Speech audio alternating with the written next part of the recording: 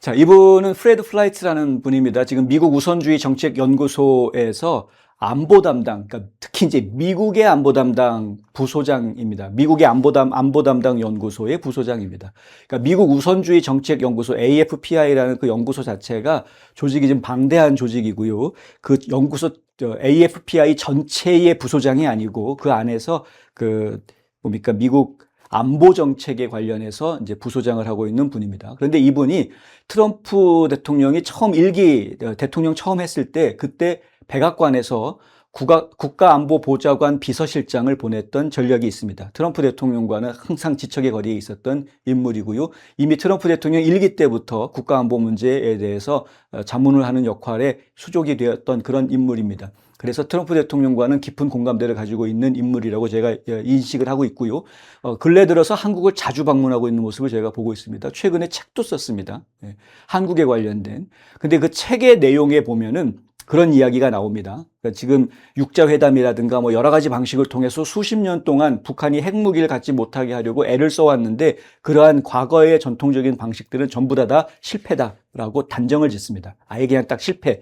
새로운 판을 짜야 된다라는 이야기를 하고 있는 겁니다. 그래서 트럼프 2기 행정부의 이 북한의 핵 문제를 어떻게 다룰 것인지에 대한 그러한 정책 제안을 계속 하고 있는 그러한 상태입니다. 그래서 상당히 한국 입장에서는 굉장히 중요한 인물이다라고 말씀드릴 수가 있고요. 특히 이제 AFPI라는 그 띵크탱크 자체가 트럼프 1기 행정부에서 같이 백악관 안에 일하던 사람들이 2020년 부정선거로 백악관에서 나왔을 때 그때 일부가 나와가지고 만든 띵크탱크입니다. 제대로 된 정책 띵크탱크가 필요하다 해가지고 만든 거죠. 그래서 지금 AFPI에서 만든 정책들이 지금 현재 트럼프 대통령이 추진하고 있는 국가 정책의 80%를 차지하고 있습니다. 엄청나게 많은 영향력을 주고 있습니다. AFPI 자체가. 그래서 그러한 연구소에서 지금 이제 안보 쪽 책임자를 맡고 있는 그런 인물이기 때문에 상당히 중요하고 특별히 최근 한국에 대한 한국의 특히 북핵 문제와 관련해서 책까지 쓴 인물이고 하기 때문에 트럼프 대통령한테 상당한 영향력을 줄 수 있는 그런 인사로 지금 제가 보고 있습니다. 이 플라이츠 부소장이 지난 15일 서울에서 연합뉴스하고 인터뷰를 했다고 합니다. 근데 인터뷰하면서 여러 가지 의미 있는 이야기들이 좀 나왔습니다. 한국과 미국 간의 원자력 협력 협정 개정 논의와 관련해서 한국의 핵 프로그램을 제약하는 기존 협정을 개정해 핵 연료 주기 전체에 대한 접근권을 한국이 확보하도록 해야 한다라는 초당적 합의가 미국에 있는 것으로 보인다. 이렇게 이야기를 하고 있습니다. 한국 같은 경우에는 이제 핵 원료를 한국이 직접 개발해가지고 농축도 어느 정도까지는 한 뭐 20% 정도까지는 직접 할 수 있게끔 그렇게 하기를 원한다. 나중에 이제 자체적으로 핵 잠수함 같은 핵 추진 뭡니까 전략 자산 같은 것들을 만들었을 때에도 좀 필요한 부분들이 있고요. 그리고 이제 소형 원자로 개발에도 한국이 상당히 중요한 기술을 가지고 있기 때문에 이 소형 원자로 개발 사업은 한국이 국가적으로 미래 먹거리 사업으로 이해할 수 있는 그런 부분이어서 상당히 중요하게 지금 보고 있는데 허가, 국제 규약 뭐 이런 것들이 지금 걸림돌이 될 수 있는 그런 상황입니다. 이 부분을 풀어줄 수 있는 것은 사실 미국밖에 없기 때문에 미국이 이제 이런 부분들을 서로 풀어줘야 되는 거죠. 전략적인 관계가 된다면 얼마든지 가능한 이야기입니다. MRO 같은 미국의 군함을 한국에서 유지보수해주는 뭐 이런 것들이 전략적인 관계일 때에는 얼마든지 가능한 것처럼 지금 이제 원자로와 핵과 관련된 부분도 얼마든지 이건 무기를 얘기하는 게 아니고요. 여러 곳에서 민간인들까지도 사용할 수 있는 핵 에너지를 활용하는 부분에 대한 이야기를 하고 있는 겁니다. 이미 한국과 미국은 그런 부분에 있어서 상당한 부분 협력을 하고 있는 상태이기는 합니다. 덕분에 한국이 기술력이 많이 좋아지기도 했고 그런데 이것을 계속 유지를 하는 것을 기본적으로 원한다라는 거죠. 미국이 모든 걸 다 혼자서 다 하려고 하는 그런 입장이 아닙니다. 동맹관계라는 것은요. 아무리 초강대국이어도 필요한 겁니다. 나 혼자 잘 먹고 잘 살겠다라고 나가서 독불장군 해가지고 성공할 수 있는 그런 국제사회가 아니더라라는 거죠. 그러니까 미국 정도 되면 이미 여러 나라들과 어떤 관계를 가져야 미국의 영향력이 계속 유지가 되고 미국이 최상위 국가로 군림할 수 있는지에 대한 그런 구상들이 이미 경험치도 있고 다 아이디어도 있고 다 있는 것이라서 그런 걸 놓고 봤을 때 한국이 이 원자력 에너지 문제에 있어서 파트너가 될 수 있는 가능성은 매우 높다 이렇게 이야기할 수 있는 겁니다. 그러한 인식이 지금 미국에도 있다는 이야기고요. 국내 외교안보 전문가들과 정세 논의를 위해서 방한을 한 이 플라이츠는 에너지부 당국자들의 반대가 일부 있을 수 있다면서도 큰 문제가 아니다라고 이야기를 합니다. 국제원자력기구 IAEA는 이 논의에 신중하지 않지만 트럼프 행정부가 이 사안은 평화적이라고 확실히 할 것이며 한국 정부는 비확산 의무를 잘 이행할 것이다. 이렇게 덧붙입니다. 이제 핵을 다룰 수 있는 기술을 한국이 계속 가질 수 있게 혹은 더 발전할 수 있게 이렇게 풀어주는 것이 신경 쓰이는 부분이 뭐냐면 이 기술을 해외에다가 특히 이제 미국의 적국에다가 풀어주는 이것이 이제 이슈가 되는 것이죠. 예를 들어서 기껏 핵 잠수함 만들 수 있는 기술을 조금 전수해 줬더니 그 설계도를 갖다가 북한에다가 넘겼다. 이러면 안 되는 거죠. 그러면 이제 관계가 깨지는 거 아닙니까? 근데 그렇지 않을 것이다 라고 일단은 우리가 널 먼저 신뢰해 줄게 라고 이야기하고 있는 겁니다. 미국 측에서는. 특히 트럼프 대통령은 그런 입장이다. 한미는 한국의 우라늄 농축 및 사용 후 핵 연료 재처리 권한 확보, 그리고 한국의 핵 추진 잠수함 도입 등 한미 정상회담 공동자료에 따른 후속 안보 협의를 지난 2일과 3일에 게시한 바 있습니다. 플라이츠 부소장은 한국의 핵 잠수함 운영 목적에 대해서 북한과 중국에 대한 억제력을 행사하고 북중을 향해서 한국은 전쟁이 일어나면 핵잠수함에서도 미사일을 쏠 수 있다. 이런 메시지를 내는 것이 핵심이다. 핵잠수함에서 미사일을 쏠 수 있다라고 하는 것을 가장 두려워하는 것이 중국이고 북한이다라는 이야기입니다. 모르거든요. 사실 미국도 두려워합니다.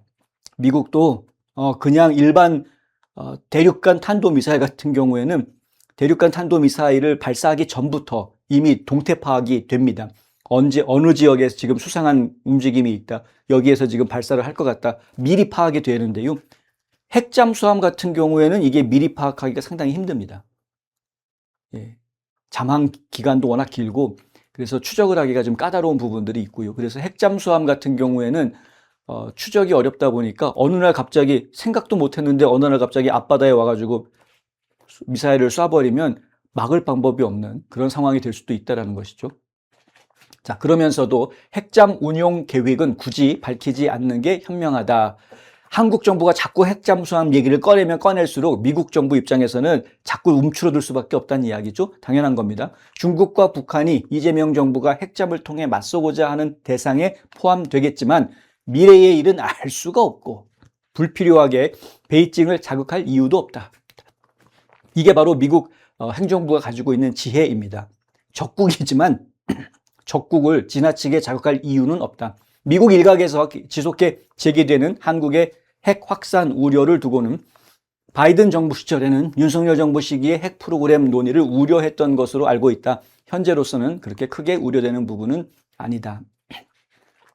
이 좌파 정권들은 다른 나라가 핵 가지는 거에 대해서 별로 좋아하지 않습니다. 좌파 정권들은. 근데 바이든 정부 때 한국에서 온 대표단을 미국의 핵 잠수함 안에까지 다 들어가서 시찰할 수 있게 문을 열어주었던 것은 엄청난 거였다. 어떻게 그것이 가능했을까? 그게 바이든이 좋아서 그게 가능해진 게 아니었고요. 윤석열 대통령이 기가 막히게 잘했기 때문에 그게 가능했던 거였습니다. 근데 그런 부분들에 대해서 한국에 있는 좌파들이 인정을 안 하죠.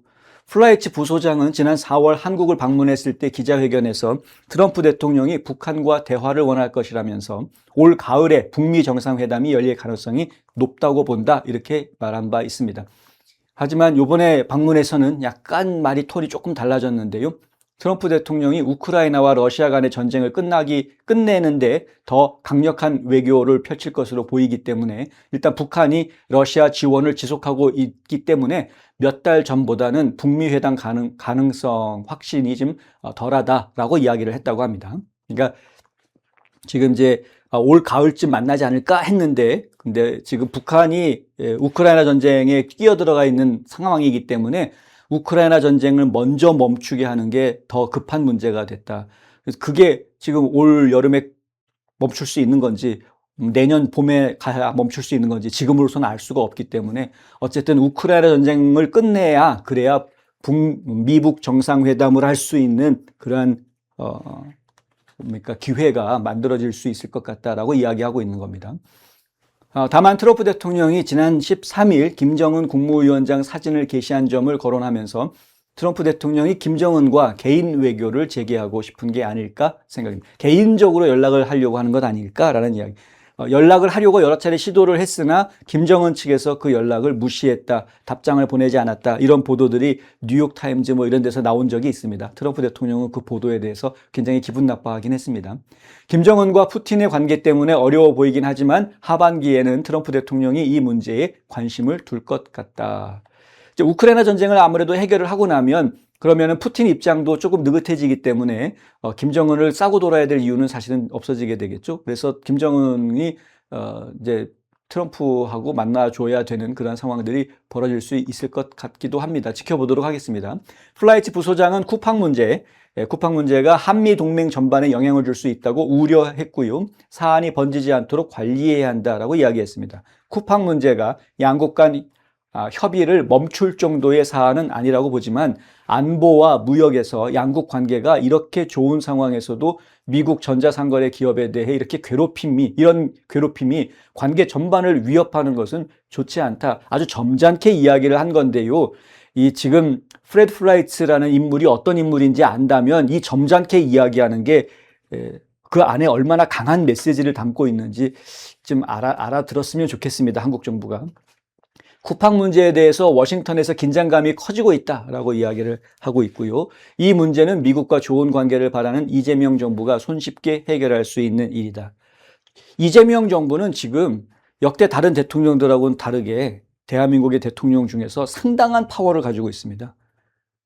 본인이 인정하든 안 하든 미국에서 적어도 그렇게 볼 수밖에 없습니다. 아니, 자기 재판도 다 멈추게 하고 대법관도 막 14명 있는 대법관을 26명으로 늘리겠다고 그러고 자기 맘대로 하니까 모든 게 다. 행정부 수반인 대통령이 사법부도 자기 맘대로. 국회도 가가지고 막 깽판 부리고.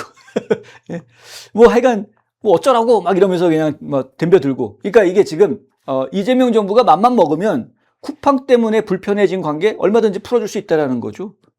말 한마디만 하면 풀어줄 수 있는 건데. 근데 그걸 안 하고 있다라는 것이 이 여러 가지를 생각하게 만드는 거죠. 어찌됐든 간에 지금 프레드 플라이츠가 한국을 자주 방문하고 있다라는 점은 지금 트럼프 대통령이 이 북한 문제, 한반도 문제를 지금 다루기 위해서 전초 작업으로 여러 채널을 통해 지금 정보를 수집하고 지금 밑밥을 깔고 있는 과정 중에 있다라는 것으로 이해하시는 것이 좋겠습니다. 실제로 프레드 플라이츠 같은 경우에는 저는 윤석열 대통령과 면담을 한 적도 있고요. 윤석열 대통령이 탄핵 위기에 있을 때, 그러니까 현재 한국에서 도대체 무슨 일이 벌어지고 있는 거냐라고 물어봤을 때 달려가가지고 이런 일이 벌어지고 있습니다라고 보고해 줄 수 있는 인물입니다.